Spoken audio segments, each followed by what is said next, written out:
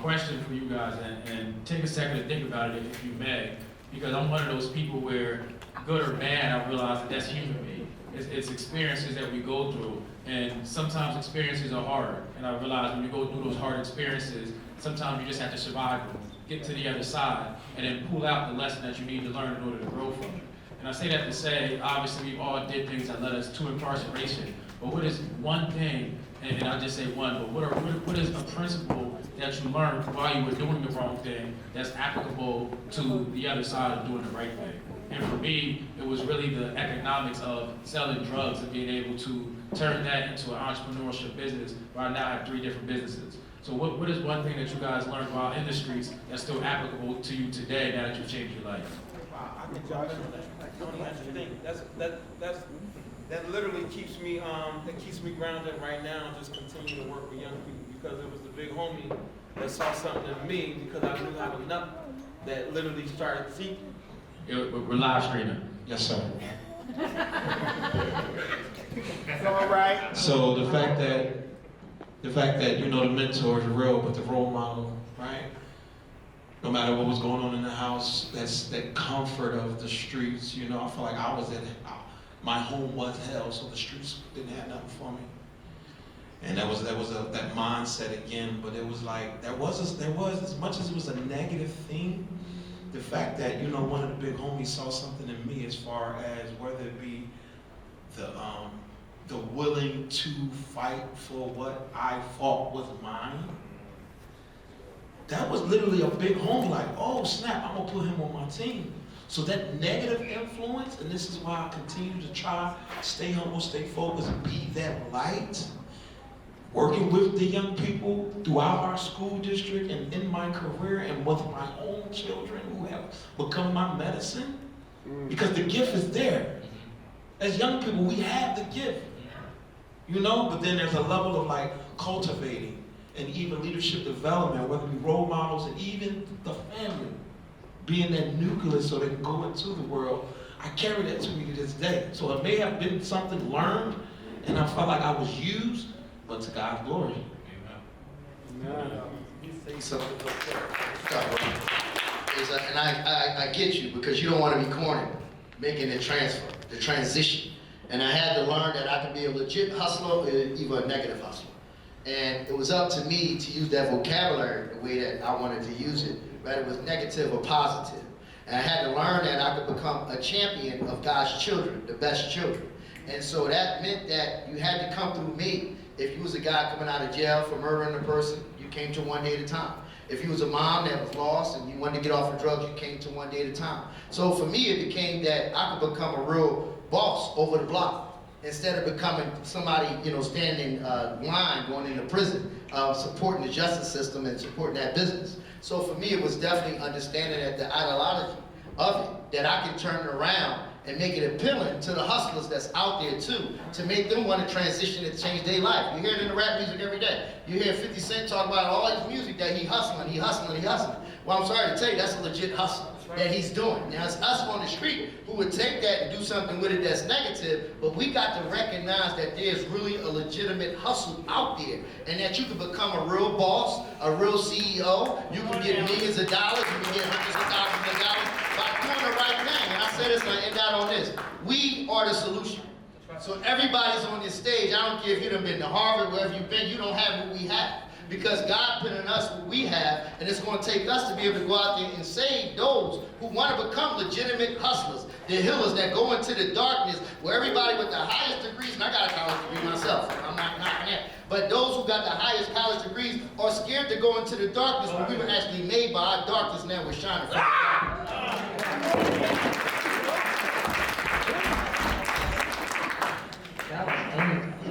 I always pick up the mic out when somebody drops something good. I pick up the mic. But I got excited with this question because I'm telling you, as I was coming here, my mind was racing. And this is the second question that you asked that I was prepared for. So it's like, when you're in school and you know the answer to the test, you be hyped to write that thing down. Seriously.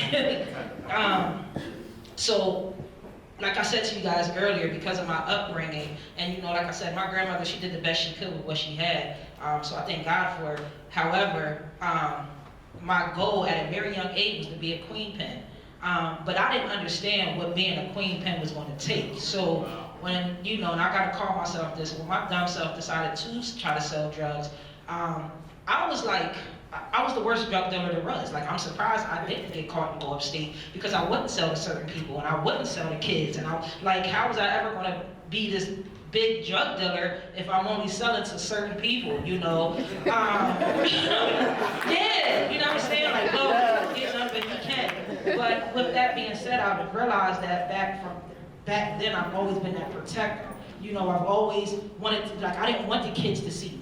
You know what I'm saying? When I was smoking weed, I would literally hide my blunt. You know what I mean? I had friends that told me they didn't know I smoked cigarettes for years. You know what I'm saying? Like, I've always been that person that wanted to be better, even when I was doing wrong. So it's like, when I look back to all of that stuff, I'm like, okay, it makes sense. You know, it makes sense why I go so hard for my babies. It makes sense why, you know, I don't want to be, I want to be a role model. You know what I'm saying? So as you said, like, what the position that I hold today, I hold it, and I hold it with grace and gratitude, because again, I want my kids, because I know there's a child out here that is just as dumb as me and wants to do the same dumb thing I was thinking, and I understand that. But in the same breath, I am not big on titles, but when I see my kids, I make my kids understand who I am and what I do. You know what I'm saying? And then after I tell them that, I tell them, well, you know, Miss Tip was in jail, and they don't want to believe it. You know what I mean? They don't want to believe it. So I just take the dumbness that I look back at it. That's what it is. It's just I look back and I'm like, okay, Tip, you've always been a nurturer. You always been a protector. You've always wanted to save these kids, even when I was doing wrong. You know what I mean? So I guess that's what I would take from it.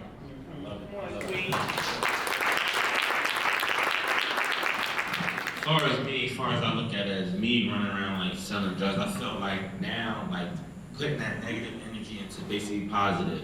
People clown me now to this day because I run around out my car selling t-shirts and hoodies. But okay, I'm making money and it's positive. I ain't gotta worry about going back to jail. So why not put that negative energy, take that negative and turn it to positive? And I know I'm doing something right each and every day. No matter what it is, I know I'm doing it right. So that's what I'm gonna continue to do. Steady going back. I love it. When I look at before incarceration, I think about how broken I was, how hurt I was. And I think that is one of the greatest motivators that I have now. Because a lot of things that I do, I have to think in introspection on what had got me caught up. Because I look at the abuse that I suffered, and I look at the fact that my experiences was older than my age. So when I see these young people, I see that their experience is younger than their age. If their mother's on crack or the father's on dope, they getting grown folks' experience at a child's level. So when they are 5, how do they play with other 5-year-olds when the devastation in their house will not allow them? Wow. At 10, if I'm thinking about murder at 9, come on, bro. How many other little boys or girls thinking of murder at 9? Because of the hurts that they feel. When they see those devastating things like that, now you're talking about a broken soul that don't even know why it's broken. You're talking about somebody that's angry, somebody that's hurt, don't know why. And when you talk to them, a lot of them talk at them, opposed to saying, hey, I understand now, let us talk. Because we need to bring you from the dark that you don't even understand.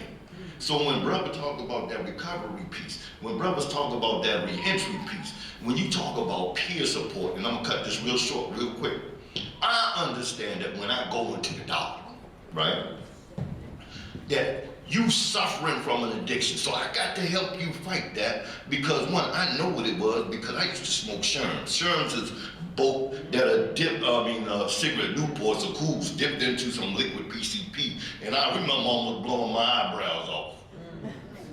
So I know about addiction. I remember with the weed and how I would lace it with crack. Just so when I go out on the strip, I ain't have no feeling about what I was about to do to somebody else. I know that, because when certain songs come on, I can still smell it. So I know about addiction.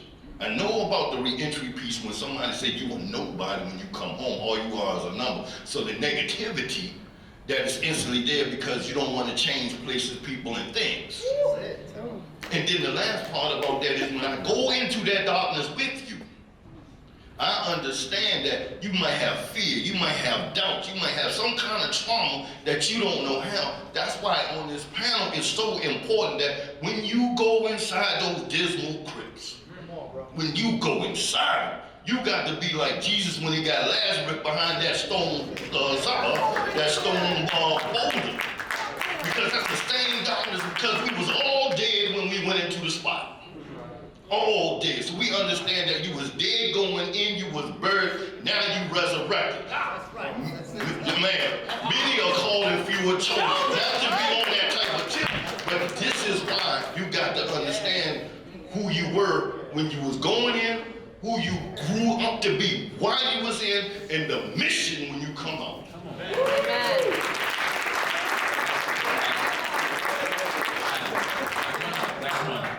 He was kind of nervous to say something. I said, no, you better say something, man. Well, for me, it was dark. It was real dark at a young age, and me speaking from the addict aspect.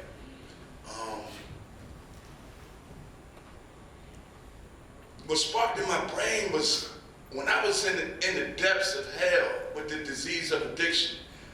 I'm talking about waking up and you gotta go get something in you because you don't want to be sick. I get emotional when I talk now because I remember this disease. My disease had me lying, coming home to my wife, saying I ain't make no money. I'm a barber. I'm like, you ain't make no money. See, people don't know, in the beginning, it was fun. This old head walked up on me one time, he said, young boy, you the only one in the club on the dance floor by yourself. Everyone done moved on, they started businesses, they started families. They bought cars. And you still in the middle of the dance floor, and the dance floor, the club that you used to go to, it's a bank now.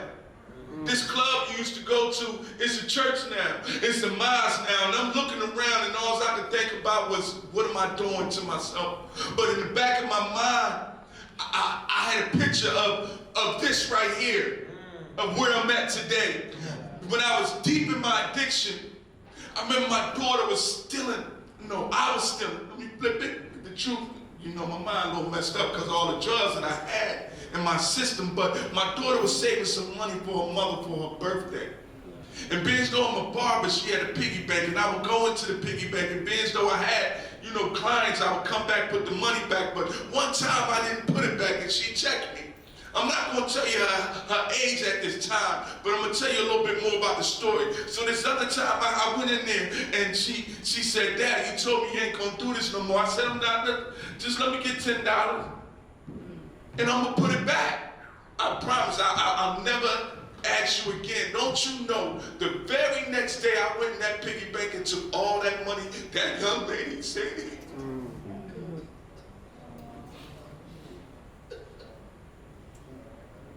She was only 10 years old at this time. I'm supposed to be the protector. I'm supposed to be a father. This is someone that she looks up to. I'm supposed to be the one that she come to when she got a problem with the world. And I'm the first man, not her first husband or boyfriend to break her heart. I'm the first man that broke that young lady's heart. I'm talking about the disease of addiction. Because when she caught me, the only thing I could think about was, girl, get out my way so I could go get high. See, a lot of us need to understand there's a flip side to this disease of addiction. Because when you reach that point, it's not that you want to do it.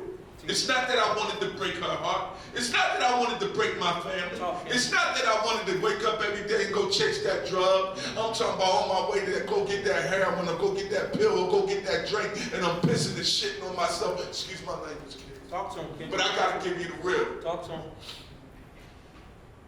I always had in the back of my mind that I'm going to be something. So the turning point for me was having this vision in my mind, and I knew it was going to take work.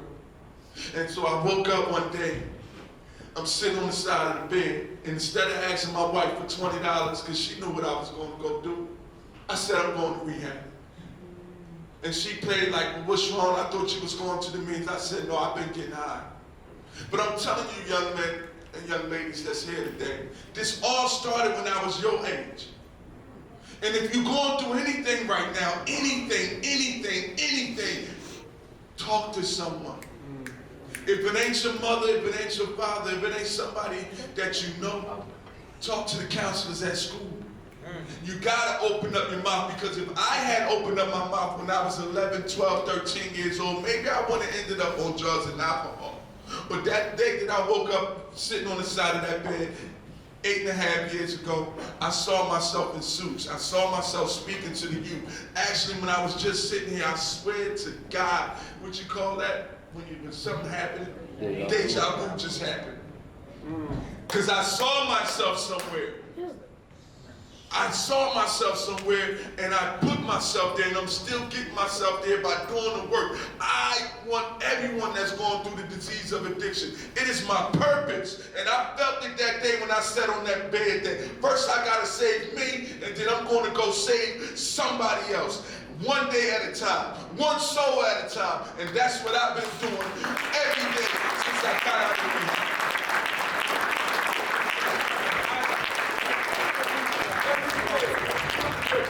They told me, the rehab told me this: you can't come back for 30 days if you want to come speak. I got out on Sunday, I was back up there that Sunday. And I've been speaking. I was going there until COVID stopped us every week to go speak, to go save a soul for 8.5 years. And that's what keeps me going.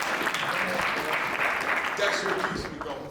Wow. And that's my calling. It's my story. And my story is meant. And I appreciate everything that God put me through. I love it now. I hated what I went through, but I love it now, because now I'm able to go in the depths of hell.